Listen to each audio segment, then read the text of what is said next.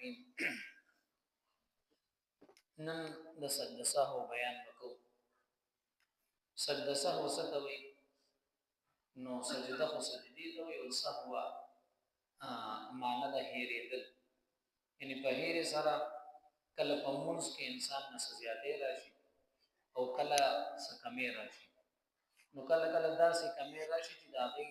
د لرې کولو دپاره د مونځ په اخري قاعده کې دوه سجدې وکړي انسان، نو دې ته سجده سهو وایي.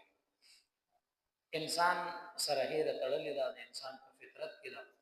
نو د هېرې د وجې نه که یو کار وشي نو شریعت په هغې باندې نرمي کړې ده، اسانتیا یې کړې ده. په مونځ کې باندې غلطي وشوه نو سجده سهو سره د هغې نقصان کافي شي. په حج کې دنه غلطي وشوه، بعضې غلطیانې دي په هغې باندې دم لازم. نو دم مطلب یو قرباني سړی وکړي، بعضې صورتونو کې د ګډ د چیلي راځي او بعضې کې غټه راځي، نو هغې سره ثابت حج جسم شي. نو دغه د شریعت طرف نه اسانتیا ده. بل رسول الله مبارک په خپل ژوند کې په منځونو کې 15 ځله په مونځ کې سهو شوی دی. نو هغې کې حکمت ده چې امت ته اسانتیا راشي، چې امت ته سلوکونه څه شي دا ښکاره شي. نو سجده سهو مطلب دغه دی. د سجده سهو طریقه څه ده؟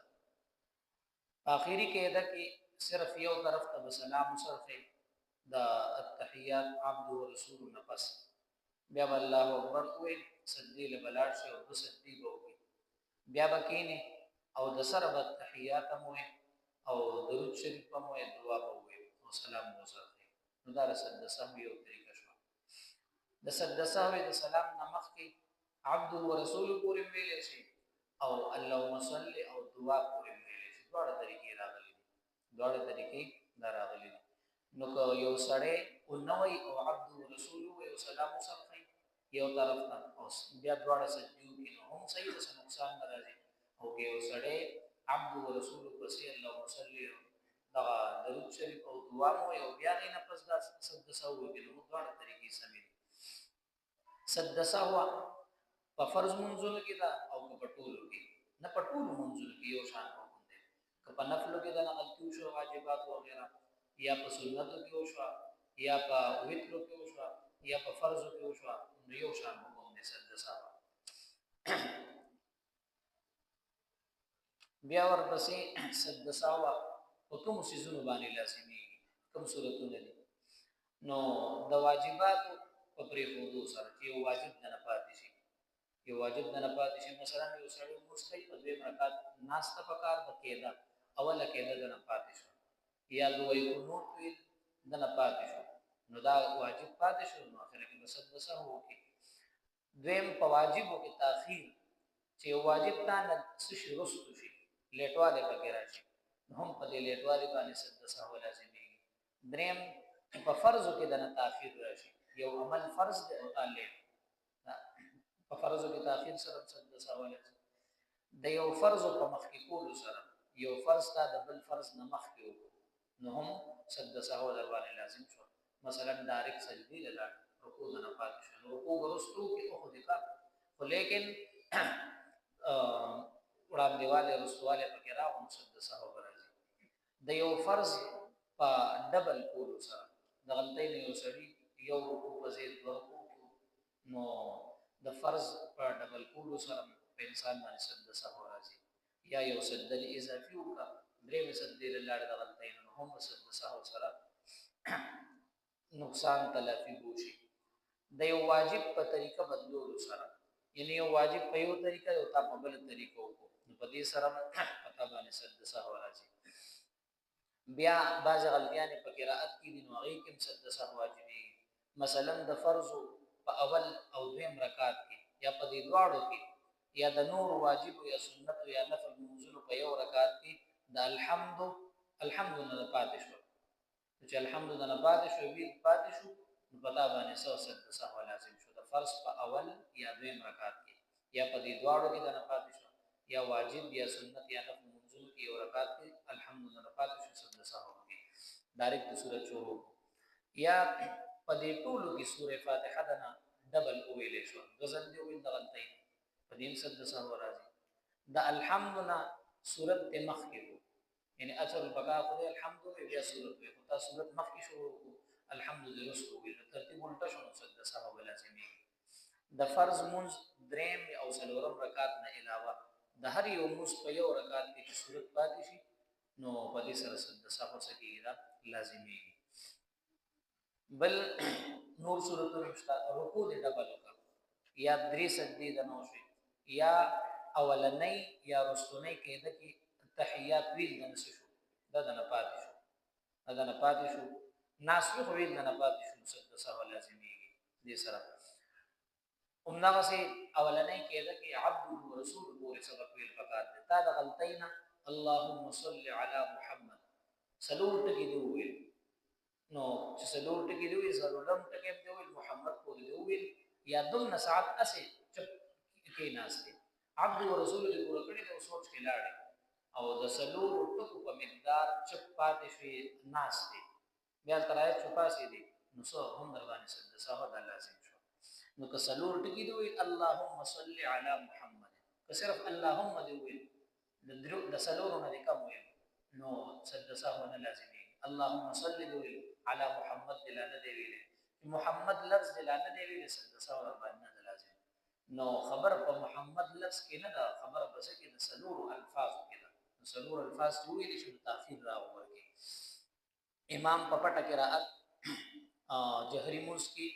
یعنی په پټه قرات یا په کوم موس کی چې په دغه په روم باندې پکار دی هغه کې جهر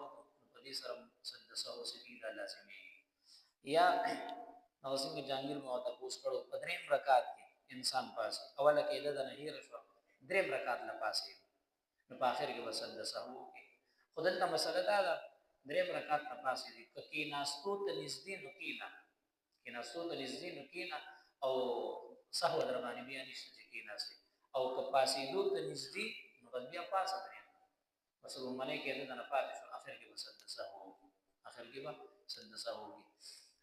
بل امام سره د موسکول او مقتدی د سر نه امام سره په موسکی شریکو او ذهن کې راو ولمانه یو رکعت پاتې شوی نو امام سلام سره کول د پنځم رکعت نه پاسې نو اوس بس کوي نو بیا د ورسره شپږم ملو کې اخر کې سجده سهو دا دوه رکعات له نفل شي او دا سلو رکعات به فرض شي سلو رکعات به فرض شي خو دا په ماسخین موس کی او په ماسختن موس کی کولې شي ځکه د دې نه پس نفل جایز دی په مازیګر کې دا نشي کولای په مازیګر کې تر سوچ دې پنځم رکعات سجده نه کړی واپس راځه بلکې کله پنځم رکعات ته مرکو هم واپس شخصو سجده سهو سلام سره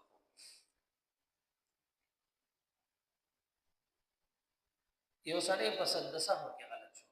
سجده سهو یو په سجده سهو کې بیا غلط شو نو بیا په سجده سهو کې نه بیا نشته بیا ودا د شروع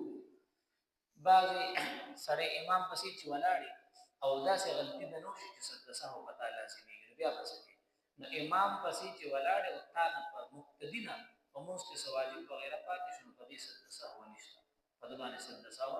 دانشته او د په امام چې سجده سهو راځي اگر چې مقتدی غلطي نه کړي او د اقتدا د وجه په دې باندې سجده سهو نه یو سړی دی هغه نه دوه رکعات پاتې دي او دوه رکعات استاد بیا هغه خپل موس کې غلط شو سجده سهو وکړي نو دا مقتدی د چې هغه خپل موس کې بیا باقي پاتې شوی موس کې غلط شوی نو هغه د وجه نه بیا په اخر کې څه دا سجده سهو کوي نور صورتونه هم دي دا تقریبا د سجده سهو مسائل دا پکې راوړل د موږ ترجمه دی ربنا آتنا فی الدنیا درود شریف چې وې نه دا یو دعا ده ربنا آتنا فی الدنیا اوس ضروری نه ده چې سره دا وي او دا ضروری نه ده چې سره کدا د اونوي د موږ دي نه چې عبد دستا درود شریف وې نو مطلب دا چې کومه دعا غواړي اوسې کومه دعا په عربی کې قرآنی دعاګانې دي ربنا ظلمنا ویل ربنا آتنا فی الدنیا حسنه دا یو دعا ده څنګه قرآنی دعاګانې دي اړیلې شي یو دعا ویلې شي دوم ویلې شي ډېر ویلې شي دا صحابه کرام چې وګد موږ کولو نو کې به تلاوت مو وګد کولو ډېر به کولو سبحان ربی العظیم درې ویونه دا درې سو ویلې شي درې زره ویلې شي صدقه سر کې خو سبحان ربی الاعلى درې زره درې سوه خو وایه 3000 خو وایه چې ځان نه لمونځ کې نفل نو اوږد لمونځ چې به یې کولو نو دعاګانې به حضرت ابوبکر صدیق رضی الله عنه رب انی ظلمت نفسي ظلما كثيرا ولا يغفر الذنوب الا انت دا دعا به نو دغه دعا صرف مونږ سره خاص نه ده خو چونکې یو جامع دعا ده دا هغه دعا ده چې انسان حج یا عمرې طواف کوي د رکن یمانی نه تر حجر اسود دغه دعا ده نو دې کې هر سره معنی سره ربنا اے رب زمون آتنا راک مونږ فی الدنیا په دنیا کې حسنتن نیکی د حسنتن معنی کوم نیکی کو نو دې کې 32 تفسیرونه دي چې امرأتن حسنتن خشخ خزراکا امرأتن حسنتن صرف خاص دا څنګه چې ظاهری شکل صورت باندې راځي په اخلاق سره راځي رزقا حسنتن دا سم راځي هم حیاتا طیبه حسنتن یعنی خشخ ژوند دا مطلب دا چې یو سړی کله کله یو کس ویل کې صدر کوم مړ تو وسو جمال زما دغه ته وګورل بس هغه څه خشته سي زراګه نو بندم په الله پری دی الله په دنیا کې مراد هغه سره په جمال بار کوي په آخرت کې هغه سره په جمال بار کوي جامع دعا ده ربنا اے رب زمون آتنا راکمو فی الدنیا په دنیا کې حسنه نیکی وفي الاخره په آخرت کې حسنه نیکی وقنا او بچ کمو عذاب النار د اور د عذاب نه الحمدلله